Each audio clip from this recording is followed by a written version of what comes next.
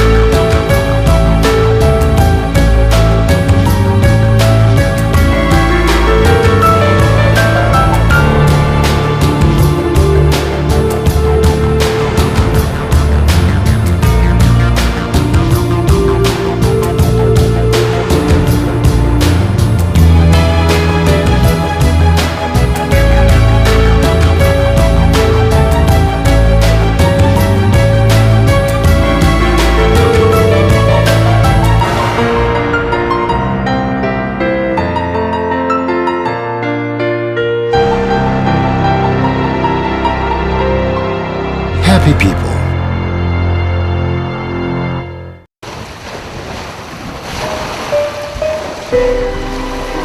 The last commercial ship comes to Bakhta at the end of summer. It's called the Floating Store. After navigation ends, the only link between the village and the mainland is by air. There are few jobs in Bakhta. People live off their garden plots and hardly ever spend any money on food. Only professional hunters buy significant amounts of foodstuffs. The government, which earlier supplied the hunters with all they needed, has now dropped out of business of producing and selling furs. Hunters now have to pay for foodstuffs, fuel and transportation, and assume all the risks. It is impossible to predict how the business will go during the season. Вот придешь, вроде все есть. И ягоды, и орех, и соболь с осени есть. А начнется сезон, он куда-нибудь уйдет. Так что предсказать, думаю, навряд ли что будет. In a couple of weeks, the hunters will leave for the taiga to trap sables. They'll stay away for 3 months.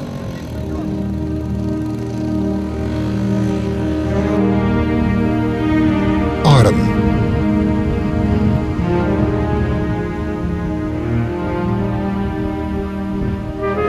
Hunting for fur animals is the only indigenous industry that can provide a decent livelihood in the northern reaches of the Yenisei. The northerner, cut off from the rest of the world and used to shifting for himself, has created a world of simple, essential, and therefore valuable things around him. Objects that help him to live, hunt, and survive.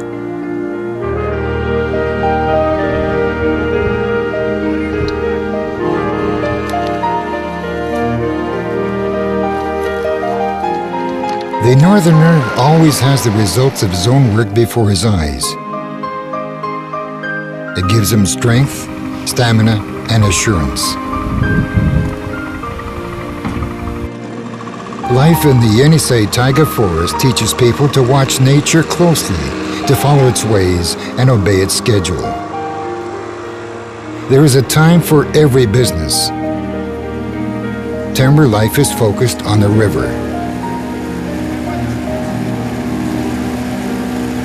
By evening, they all come out to catch the white fish. By day, the fish shoals, heading for spawning grounds, keep to deep places, but by night, they move closer to the bank. In September, the nights are already long and increasingly cold. But as winter draws closer, preparing for winter becomes a more pressing task. While fish is passing, it has to be caught. The hunters have about a week and a half before they go to the taiga. They have to catch enough fish to leave for the family.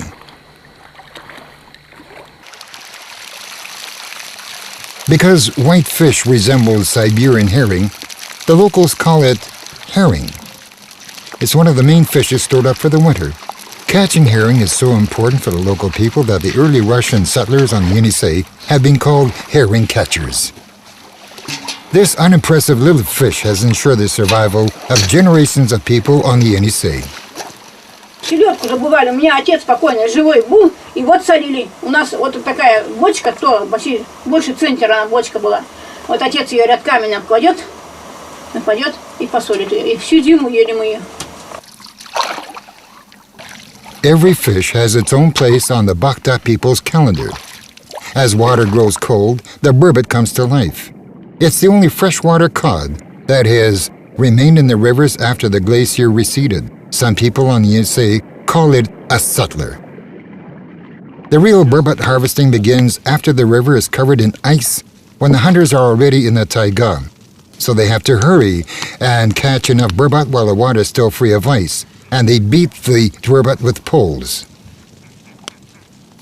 Firewood burns in a pan inside a boat. The firewood has to be dry because raw wood doesn't burn as bright, and then it crackles and scares away the fish.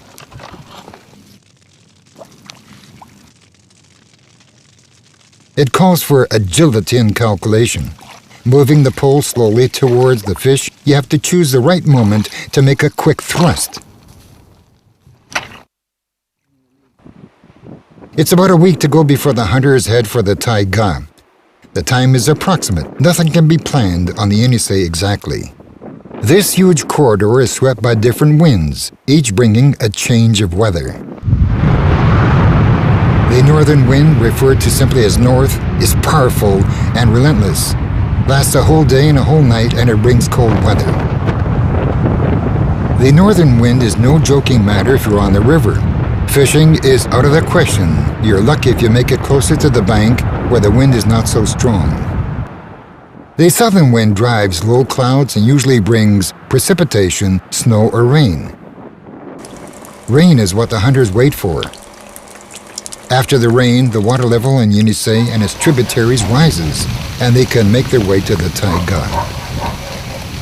Before they leave, the hunters throw a farewell party.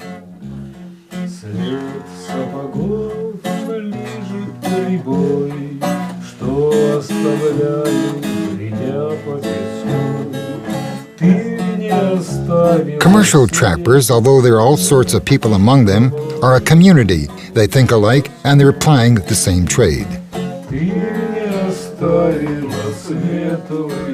Gennady Solovyov has lived in the taiga since he was 14. He used every chance to hunt and eventually settled down in Bakhta, where there was good hunting area and a school for his 3 sons.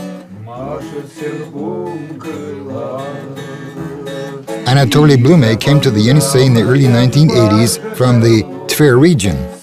He worked as a diesel engine mechanic at a biological station in a neighboring village. There he made friends with biologist Mikhail Tarkovsky, a Muscovite from the famous Tarkovsky family of writers and filmmakers. The friends did not stay long at the biological station. Both dreamt of the taiga and a real man's job. A couple of years later, they moved to Bakhta.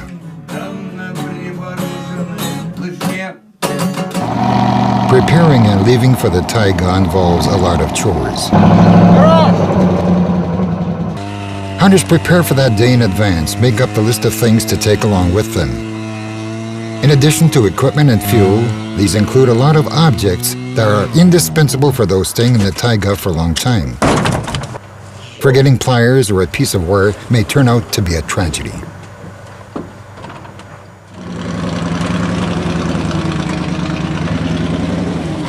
So much is needed that they even had to buy a used car to be able to load everything on it and bring it to the bank.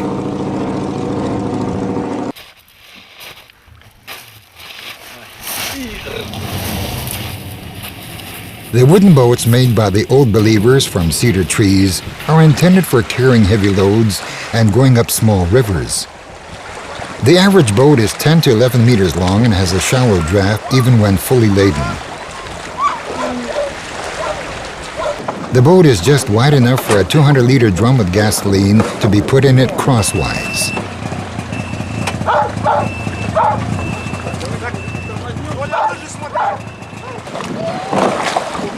A boat can carry between 500 and 1,500 kilograms. Some are even larger. Hunters have a lot of luggage. The most important things go in last. 28. They order bread from the bakery in advance. A hunter carries 45 loaves that will last him for 90 days. Half a loaf a day.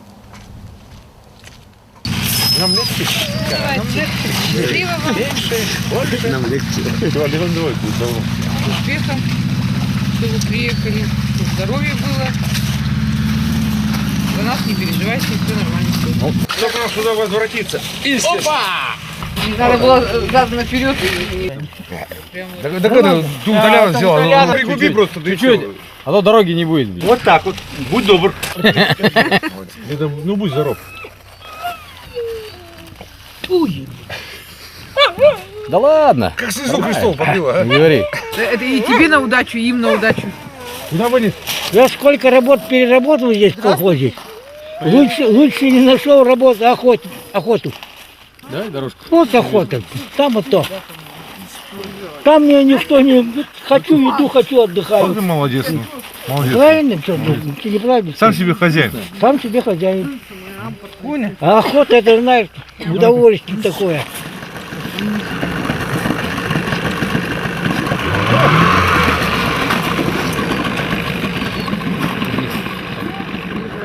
The relatives feel a mixture of sadness and excitement. The hunters are due back by the new year. But in the taiga, nobody can tell.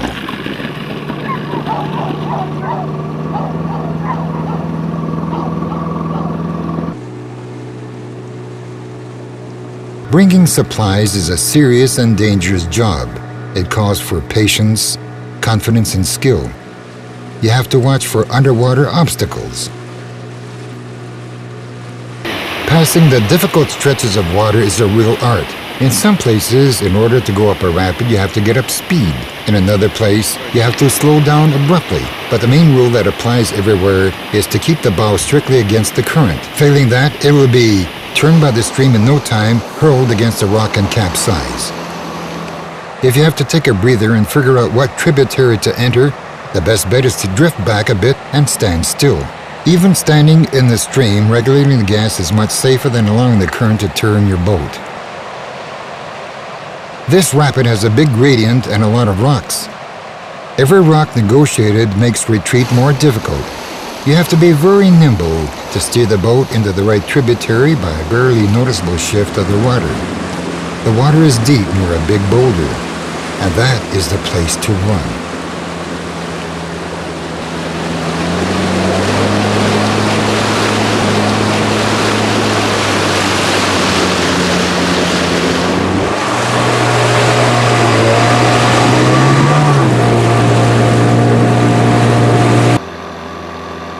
The journey is tough.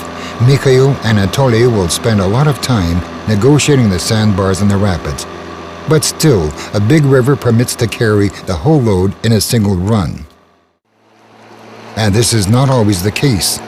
Gennady Solovyov and his son make several runs. Solovyov's river is so shallow that he cannot use a big motor while a small one is not strong enough to clear the obstacles.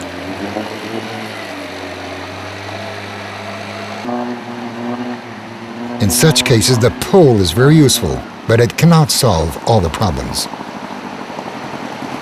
Местами такие, но там уже не перекаты, там уже пороги, что мотор 8-й ветерок с течением не может справиться. И вот длинные веревки и протягиваешь. А местами даже вдвоем мы не можем вытащить против течения. Плохо проходимая речка. Плеса, перекаты, пороги. И очень трудно по ней. Вот в день проходишь 25-30 километров на лодке. Solovyov's area is more than 100 kilometers long. All along it are hunting lodges, and each of them has to be prepared for the season and stocked with food and equipment. Весной завозят на буранах, которые в стороне от речки стоят. А которые избушки стоят на берегу реки, по большой воде завозишь основной груз. Все такое, крупы, собакам. Все это лабазишь. Labaz is a small wooden storehouse for food. It's located at the base lodge where the hunter keeps the main supplies, and it calls for particular attention. It is built on tall piles, which are basically barked-up trees with the tops cut off. The top of the pile is covered with tin to keep out mice and bears.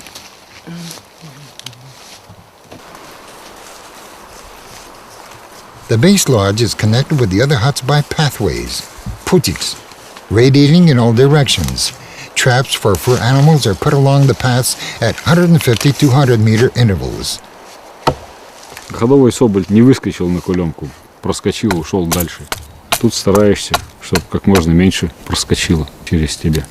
Gennady Solovyov begins making his kulyonka trap from wood in the spring when the snow is covered with a crust, and he finishes and hides it in the fall. Ну, хорошая ловушка, пушнинка из нее качественная. Все, клемочка готова. Сейчас еще середина сентября, а охотники уже настоящие охотники, которые живут на промысле, в тайге. И где-то почти месяц будет заниматься примерно вот такой работой. И у меня сейчас где-то до середины октября вот такая же работа будет. За лето и деревья падают, и подгнивают ловушки. Это и медведь. Bears are the sworn enemies of the commercial trapper. If they get to the hut, they throw out anything that catches their eye. Sleeping bags, pots and pans, clothing. The huts that are prone to be visited by bears have windows with polyethylene because glass is a commodity in short supply. Bears also attack trap locations. Вот это вот безобразие медведя. Иной раз ни шкуры, ни мяса его не надо, а только вот за это вот как приводится к путику и ходит, все подряд ломает. Запах есть, и ведь не находит ничего съестного, а все равно идет и ломает. Проверяешь избушки, налаживаешь ловушки, там рыбу, да, птицу, может, добудешь.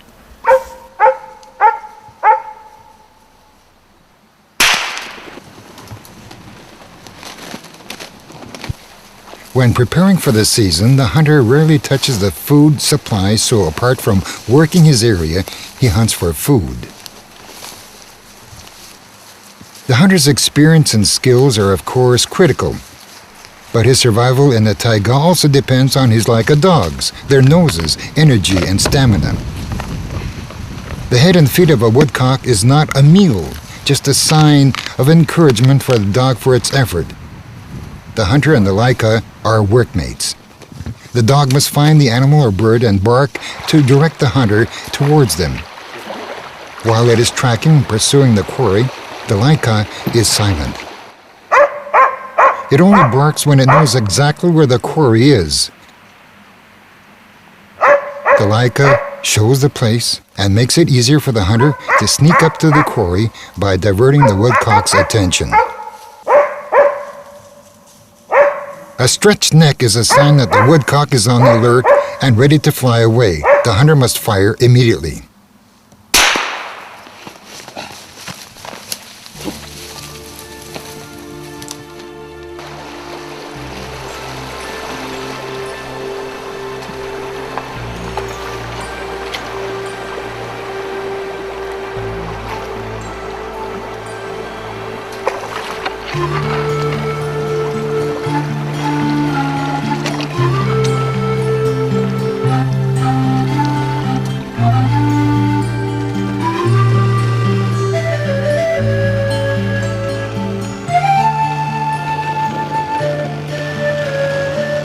Solovyov's area ends here. From here begins his elder son's area. У каждого свои дороги, свои планы, свой участок.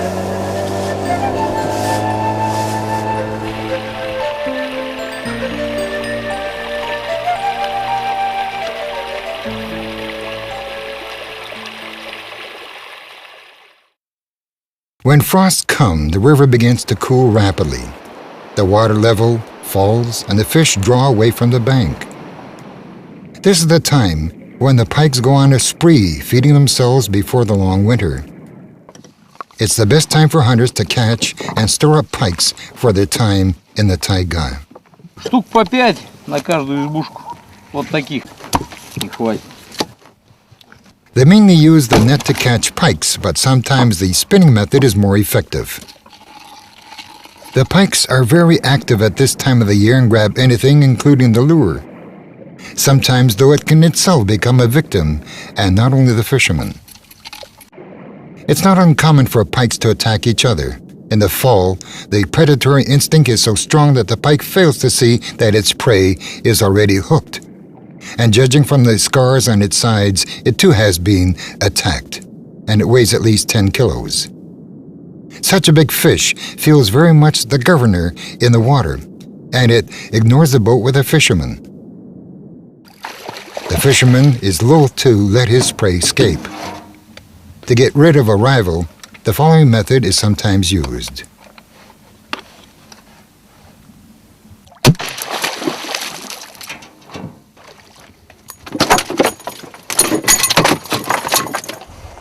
The caught fish is left in the open to freeze up gradually. It'll be stored to feed the dogs.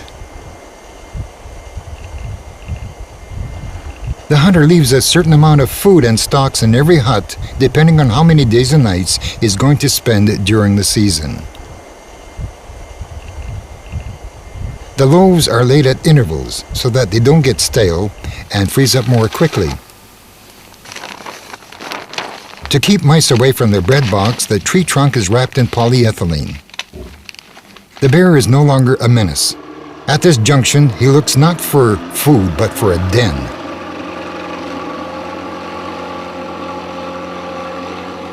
Before the pebbled shoals are covered with snow, woodcocks alight on them. They pick small stones which will grind their crude winter fare, cedar and tree needles inside their stomachs. Hunters take advantage of this habit of woodcocks. They often take woodcocks en route from one hut to another as they deposit the foodstuffs and gear. After being shot, the wounded bird may fly for about 1 kilometer, but the dog is supposed to locate it.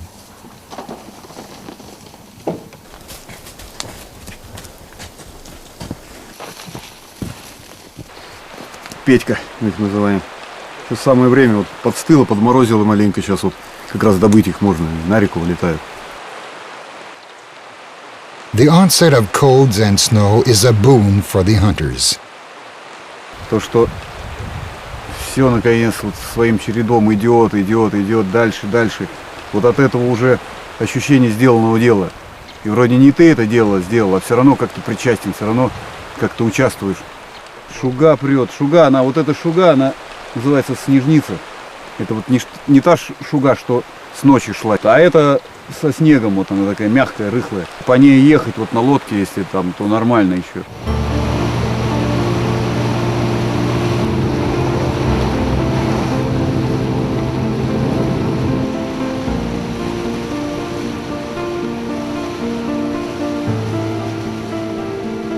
Вот этот переход из ранней осени в позднюю, с этой промозглой погодой, с этой ездой на лодке, на деревяшке, с грузом. Забота вся, вот этот груз довести, не потопить, не промочить. Добраться до избушки, избушку в порядок привести, в следующую избушку проехать. И все глубже в осень идем.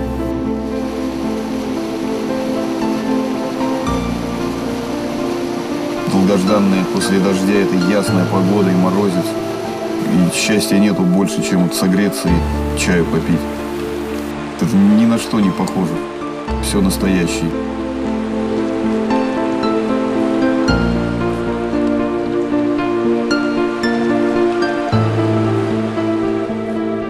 Когда сюда приехал, вот у меня было ощущение, все, что просто сбывается то, о чем я мечтал. Тут и красота, и дело делаешь. Почему все и идут, в конце концов, где бы ни начинали, вот, они все равно приходят к охоте, потому что ближе, чем на охоте, с тайгой не бываешь.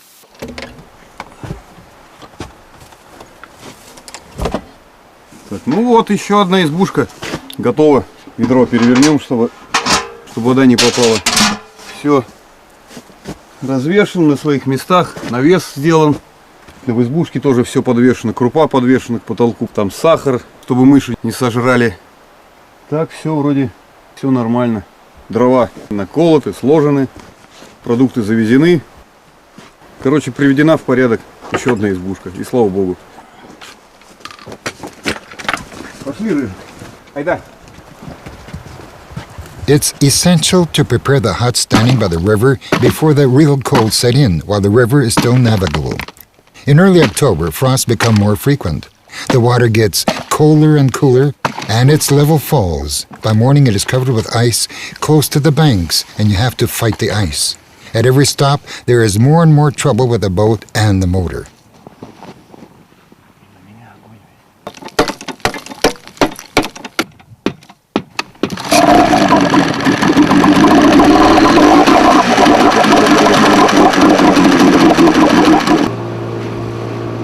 As frosts become frequent, there is more and more shuga.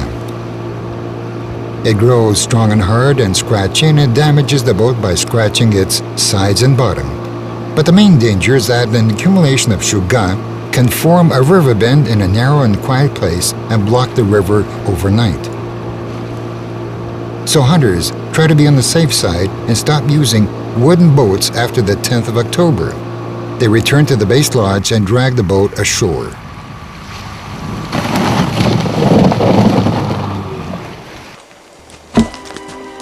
It will stay there throughout the winter, waiting for the spring thaw. It's a week to go to the start of the hunting season.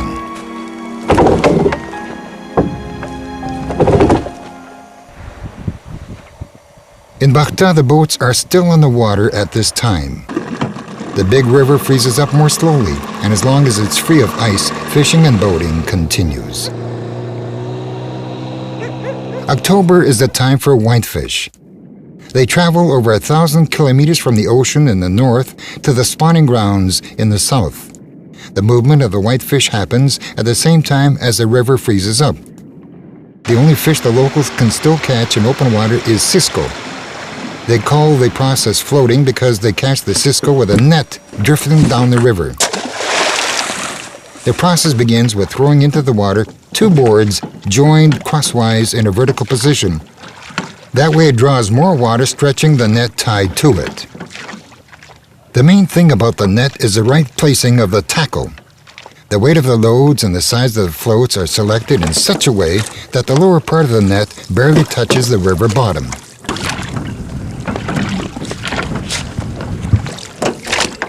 Having released the net into the water, the process of floating begins. One man works the oars to propel the boat, stretching the net across the current. The other holds his hand on the net top, listening to the behavior. When he senses an obstacle on the bottom, he hitches the net to avoid it getting caught. After traveling 1 or 2 kilometers, the net is pulled out. Cisco is caught not only in Lake Baikal. For the Yenisei people, it's just as habitual as tugun and herring. Between 5 and 20 ciscos can be caught in one such run, depending on how long the net is and how actively the fish move. After pulling out the net, the fishermen go back to the place where they started. They do this shuttling all day. As the local saying goes, fish is not a road, it's always useful. But when the shuga appears, fishing in the open water comes to an end. Все, хватит. Сезон кончился. Сезон кончился рыбацкий. Navigation is phased out gradually. First, the boats are just taken out of the water to prevent them from freezing into it if there's a blast of northern wind. The Bakhta people use their boats to the last. While the southern winds blows, you can still use your boats. There's always some load to carry. You can go on a short hunting trip, but you should always keep your eye on the sky. For a person of the Yenisei region, getting an early warning of the weather change may be critical. A southern wind may change into a western wind and then northwestern wind within minutes. It means that a large cyclone has broken across the Urals. A northwestern wind is bad news. Wind and snow have now joined forces. A blizzard breaks out. The northwestern wind is usually followed by a northern wind. With the invasion of cold, Shuga becomes more dense and sticky and turns into ice close to the banks. It's hard and dangerous to make one's way through the heavy slush. A person must have a special reason to run this risk. And the reason is simple. Every Bakhta resident understands it. A fisherman has his net cast and it has been filled with Shuga and he needs to go and salvage it. The net on the Yenisei is vital for survival. Some people still have business on the river, but most stop navigation completely as the ice gets harder. You cannot leave the boats in the river because when it freezes up, it will crush the boat. The boats are taken to the village as soon as the ground is covered with snow.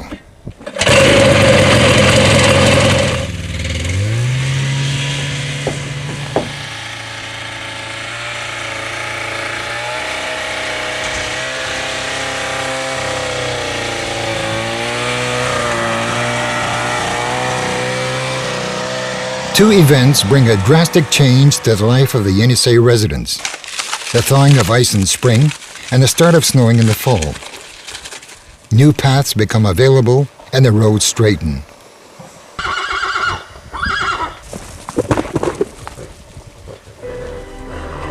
Colds descend quickly on Siberia. The first big snowfall can cover the frozen earth and lie until spring. Beginning from October the 14th, the hunting season begins. The commercial trappers set up their deadfall and foothold traps. The upper hole in the Kulyomka, called crusher, falls on the lower one called the threshold and presses the animal down.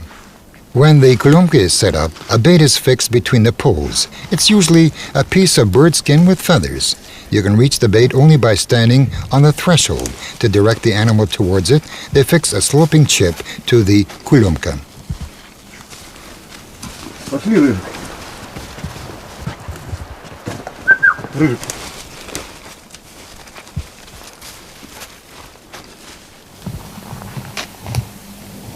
Setting up foothold traps is not as simple as it may seem. A cover is first made at the base of a tree. Two walls from pegs and a roof from twigs and bruised branches.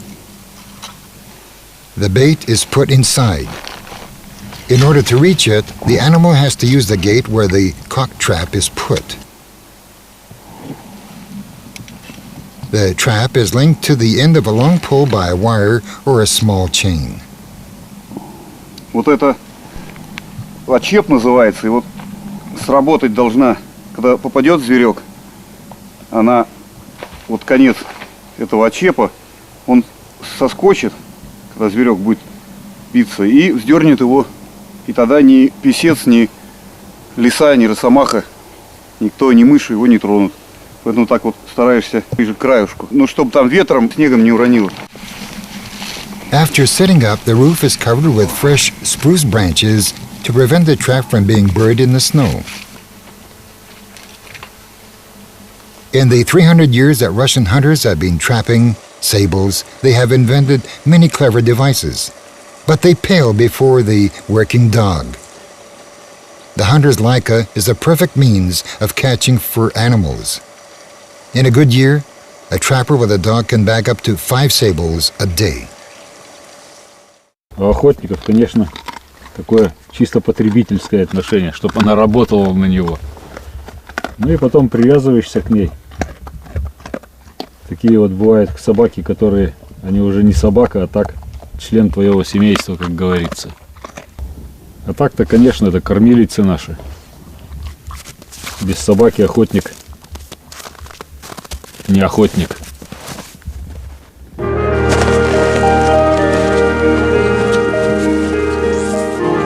The ease of traveling is not the only reason why commercial trapping areas are located along rivers.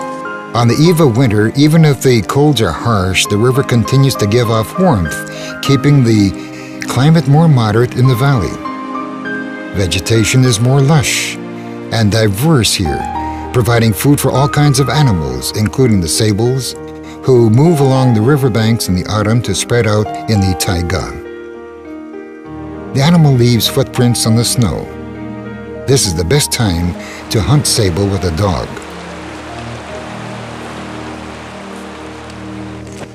When a laika searches an animal, it uses all its senses. After hitting the track, it follows it, guided by its smell. If the track breaks off, its sharp ears help to locate the animal.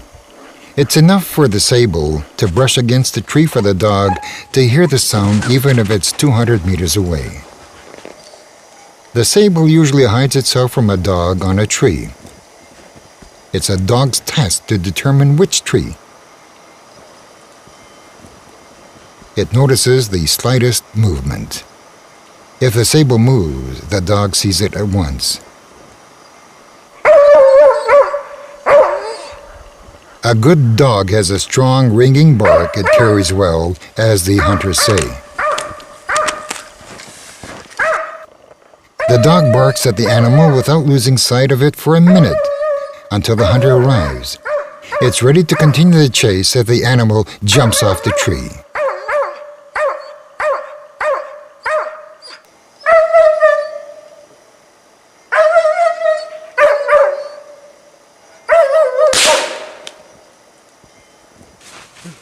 The dog bites the fallen sable just hard enough to make sure it is dead. Hunters get great store by their working dogs. It's very important to choose a good dog. 3 месяца-то я тебе почти без ошибки выберу собаку. Он уже начинает кошку следить, именно что по следам ее начинает нюхтить, там, куриц давить, там все подряд. Хочешь собаку хорошую иметь? От хороших собак бери щенков. И естественно, что воспитание зависит. Если ты взял собаку от хороших собак, да посадил ее в стайку, она у тебя просидела 6 месяцев, а потом ты ее взял в тайгу, ясно, что с нее уже никакой охотницы не будет. Proven work dogs are sure to have good puppies. But each has its own character, even if they all come from the same litter. Где ее взять, универсальную собаку? Есть у ней за лосем она вот вязкая, вот все, значит, ты ее уже никак не приучишь, чтобы она тебе белку искала. Но зацокает белка, она там гафнет 2 раза, а специально она не будет искать. Так что не устраивает тебя собака такая, заводи новую. Не устраивает, еще новые заводи. Чем ты их будешь больше менять, тем у тебя больше шансов завести ту собаку, которая тебе понадобится.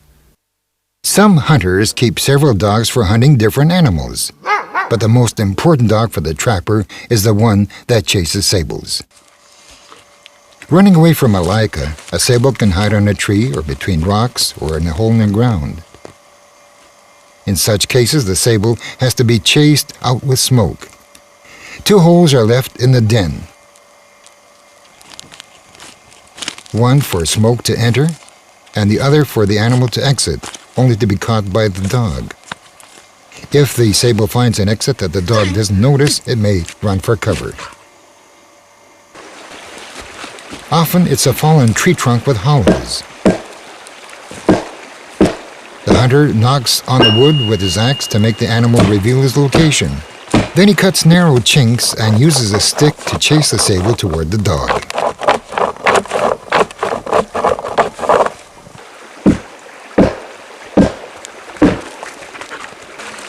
It's a great stroke of luck to have a dog whose genes make it want to hunt the sable.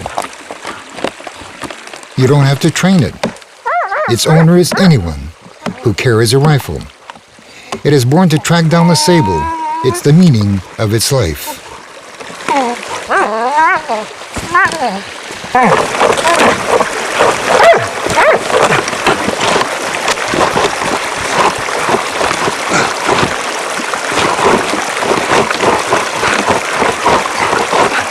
Идем.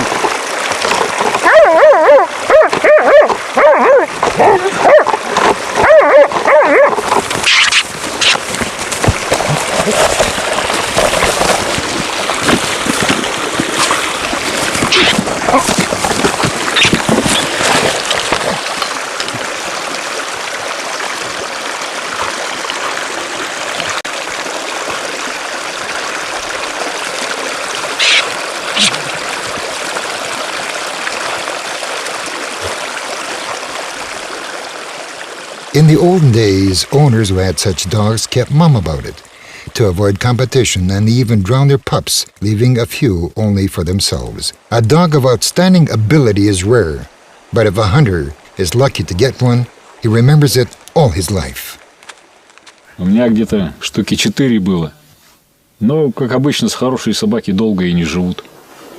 У меня из этих вот 4 собак только одна собака дожила до 10 лет. А остальные где-то 4-5 лет в самом рассвете погибают. Это у меня последний случай был. Вот последняя собака была, сучонка, дымка. Получилось, что медведь пришел в деревню. Ну и как рыкнул, эти собаки-то деревенские сразу испарились. Я кобеля отпустил своего на лай. Ну и что, он только поскочил, там 2 раза гавкнул и затих. Ну и почуял что-то такое неладное, там бегу. Ага. Вот уже подбежал, уже вот совсем рядом. Ага. И слышу, эта сучка, вот эта дымка, она откашливается, шерсть выплевывает, что она рвет этого медведя. Несколько хваток сделала, и потом она сразу вякнула и затихла. Тоже. Но я вот уже рядом был. Я подскочил, а там тропа такая, скот набил, мох. И он так в тропе лежит и зубами рвет. А там, ну я близко прямо вот совсем подскочил к нему. Я прицелился в голову-то ему выстрелить. И вот только на курок нажимать. И он раз в это время, видать, услышал меня. Раз голову поднял. И я выстрелил и лапу ему переднюю лапу ему прямо в кисть пуля только задела. Но он сразу вмах и на меня. И вот буквально вот считай, что я его чуть стволом не задел. В общем, вот добежал, я в упор прямо застрелил. Его от пули откинуло там. Ага. Но подбежал, эта дымка еще живая. Кобель вообще разорванный. Весь изжамканный. Но я ее схватил сразу, она и так еще такая вот, ну, посмотрел у нее там живот разорванный, так, кишочка немного висит. Ну, думаю, может, спасу сразу бегом к фельдшерице, уже там на этого медведя внимания не обращаю. Метров, наверное, 30-40 пробежал, и все, смотрю, голова упала. Все, погибла. Жалко ее очень.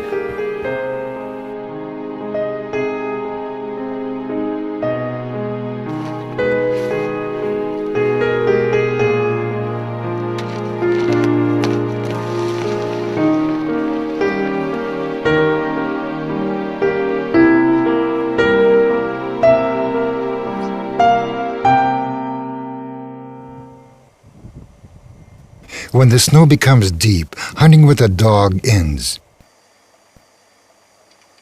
By the beginning of November, the temperature drops below 30 degrees Celsius. All the tributaries and small rivers are covered with ice, and the taiga assumes its winter look. But however harsh the weather is in the fall, it cannot tame the Yenisei at once. At the beginning of the icing period, just like during the ice thaw in spring, the Yenisei is impossible to cross. But unlike in spring, in the fall that period doesn't last long. The ice freezes close to the banks, and as soon as that fringe of ice becomes strong enough, Bakhta residents come onto the ice to catch the burbot. The fishing rod is a crude pole about 3 meters long. A hook is tied by a nylon rope to the sharpened lower end on which the bait is attached.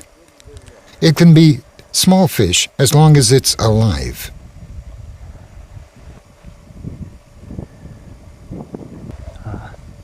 The rod is lowered into the water carefully not to harm the bait and stuck to the bottom and left for the night.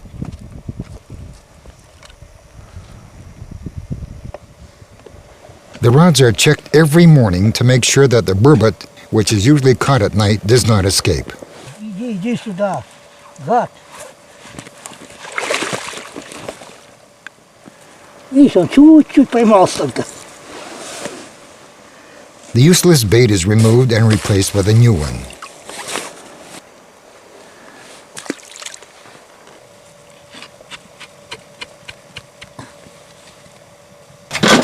Вот такие попадают. Видишь, какие?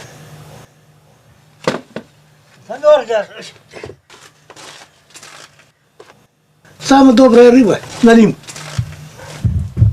Вот так. Ну, питаться-то есть, большинство питается. Здесь-то ведь таите все. Они вот это налим, да тугу, сорожка. Они же не могут промышлять ходить. From the fall until spring, the burbot is the staple food of the Bakhtar residents. Кроме налима ничего не ешь. Пельмени делаем из него, котлеты. Burbot is the staple food not only for humans but also for dogs.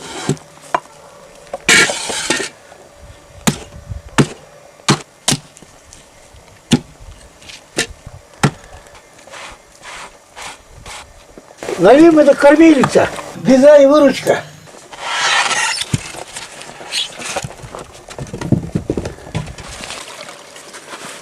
Live bait is prepared from early fall.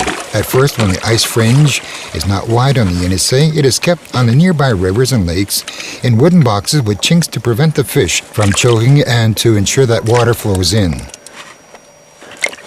The live baits are used sparingly. When they go out to fish, they take as many baits as there are rods.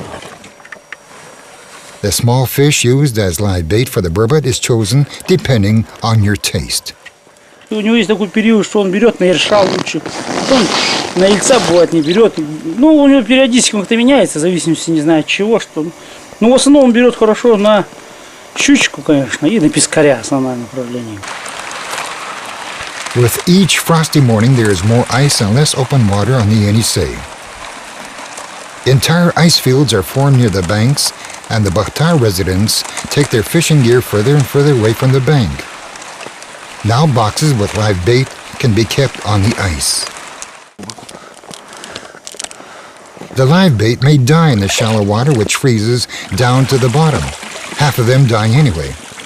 Bait fish are stocked up within amounts big enough to make them last through the winter. Вот здесь у меня сидит их 150 штук. В среднем это будет 70 налим. 2 живца на одного налива.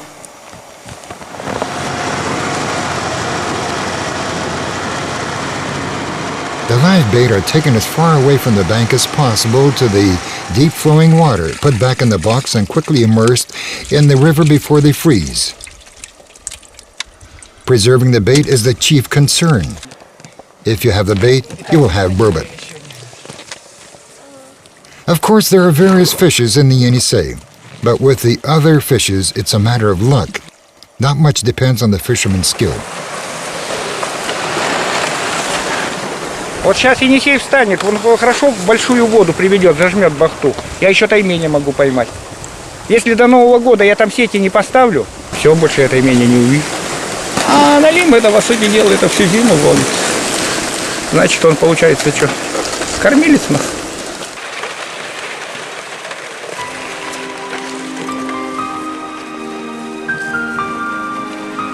It's a week before the Yenisei freezes up completely. The weather gets colder and colder. The Yenisei gets more and more silent by the hour. Its breath grows weaker.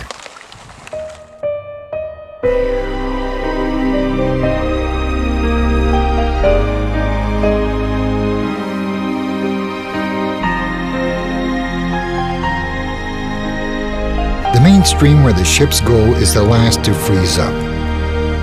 Only yesterday, vapor was rising from open water. And then suddenly, winter came to the Yenisei on November the 10th. The Bakhtar residents are in a hurry to make the winter road across the Yenisei ice before the snowdrifts have formed over piles of ice. They set up markers of the new road. That way you can see the road and cross to the other bank to get some hay or cast nets. Trying to keep pace with the Yenisei, people have learned to understand and not to be afraid of it. They are themselves part of that river with its different winds and changing weather. Human life goes on the banks of the Yenisei as irrepressible as life under the ice that covers it.